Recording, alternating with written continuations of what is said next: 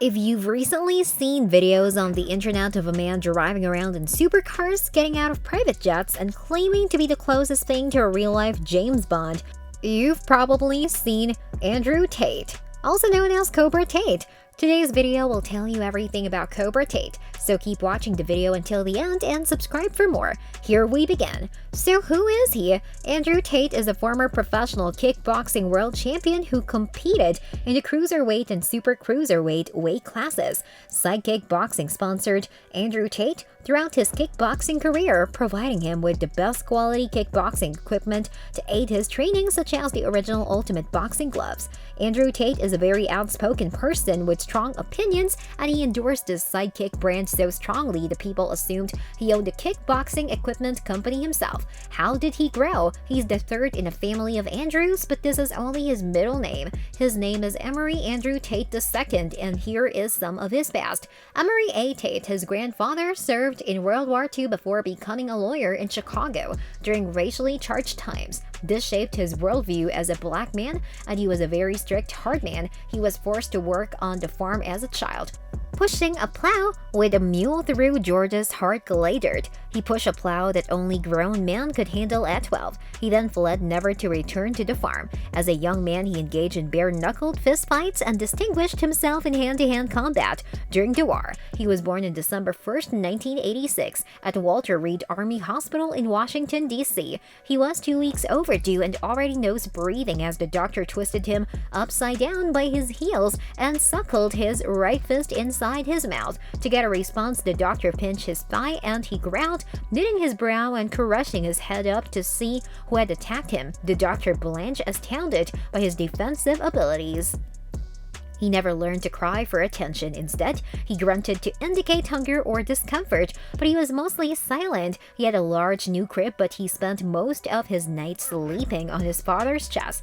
He'd put him there and sleep still, never moving during the night, and their heartbeats were the same and still are. He learned to defend himself almost as soon as he could walk. He learned to balance and how to step backwards after being gently pushed in the chest long before his first punch into a pillow. Dad made a game out of it, culminating a savage shove across a living room, sending Andrew into a dramatic backpedal. He came to halt 1 inch from crashing into the far wall that was the last test.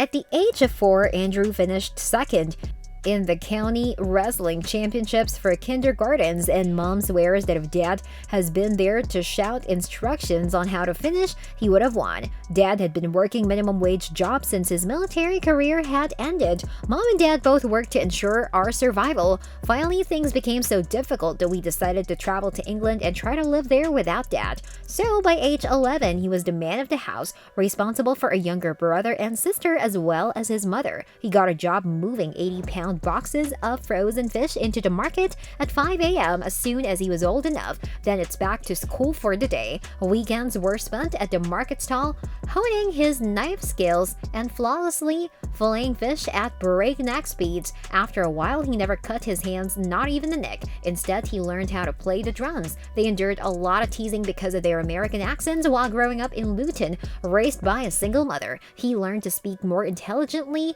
than the bullies and never had to raise his fists. He enjoys chess as it was for his father and grandfather before him. Poetry and beauty can be found in everything.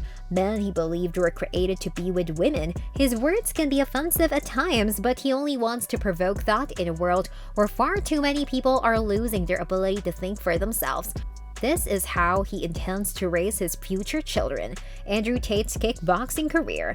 Tate challenged Paul Randall for the vacant ISCA English Kickboxing Light Cruiserweight title after major victories over former Super Cruiserweight British champions Ollie Green and Mo Carbo Tate. On April 29, 2009, Tate won his first ISCA kickboxing title by stopping Randall in the 5th round of their bout in Derby. Tate went on to win the IKF International Kickboxing Federation British Cruiserweight title with a devastating first-round KO over Daniel Hughes. Then on March 19, 2011, he fought for the first time for the ISCA World title in France. Andrew Tate and his brother Tristan relocated to Romania to establish their Bitcoin trading empire. Andrew Tate also sells Andrew Tate courses, which he claims will make you a better alpha male. Many people thought he wasn't serious when he started these Andrew Tate courses, but they appear to be very successful and he has sold many of his programs. This is all about Andrew Tate and his journey to becoming a successful person with the nickname Cobra Tate. Let us know your views in the comments section below.